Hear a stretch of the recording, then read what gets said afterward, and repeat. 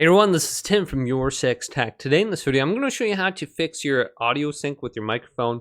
And if this is off when you're using OBS, this is easy to fix. So just go over to your audio mixer, go to like these little cog settings right here, select this and open up this advanced audio properties page.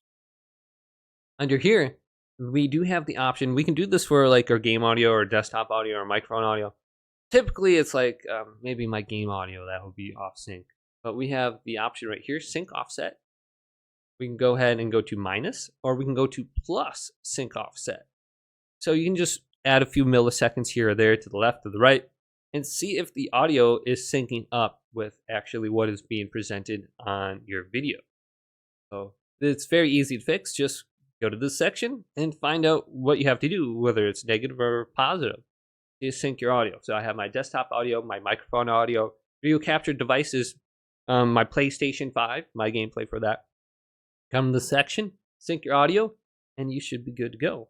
Hopefully this video did indeed help you out. If it did, leave it a big thumbs up and subscribe to my channel down below for more tech videos coming up next on Your Six Tech.